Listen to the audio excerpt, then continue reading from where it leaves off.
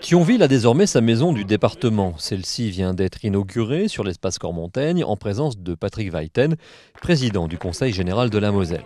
La maison du département de Thionville abrite depuis quelques semaines une cinquantaine d'agents du Conseil général de la Moselle, répartis en plusieurs pôles.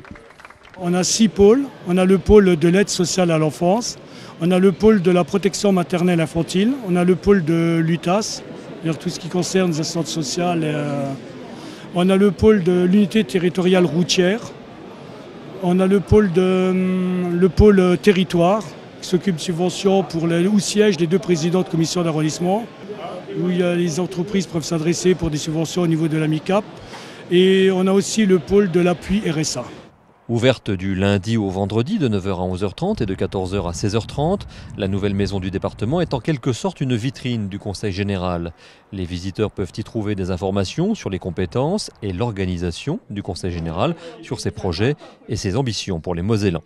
C'est aussi un guichet unique pour les collectivités, les associations, les entreprises, un lieu identifié pour s'informer, retirer et déposer un dossier de subvention par exemple. Enfin, la maison du département, c'est un lieu de prise en compte des particularités et des réalités locales, avec une présence renforcée des conseillers généraux qui restent à l'écoute de tous les acteurs du territoire. Thionville aujourd'hui, Folquemont et Sarrebourg demain.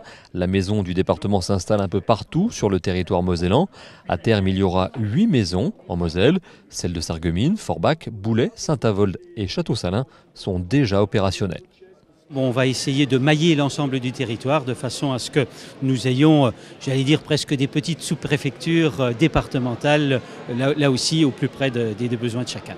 Une présence qui répond aux principaux objectifs fixés par le Conseil général lorsqu'il s'est engagé dans l'ouverture de ces maisons. Celle de Thionville a bénéficié d'une enveloppe de 6 300 000 €. Les habitudes se prennent. On est sur un espace qui est très accessible. Depuis pratiquement les 4 coins du nord mosellan, en plus avec des capacités de stationnement, un transport collectif qui s'arrête juste au pied de la maison. Donc c'est ces objectifs-là que nous avons, c'est d'être au plus proche, mais le plus proche se conjugue dans la mobilité, dans l'organisation rationnelle des moyens et la mutualisation de celle-ci, avec en plus des services départementaux qui seront mieux installés et donc avec un service de meilleure qualité.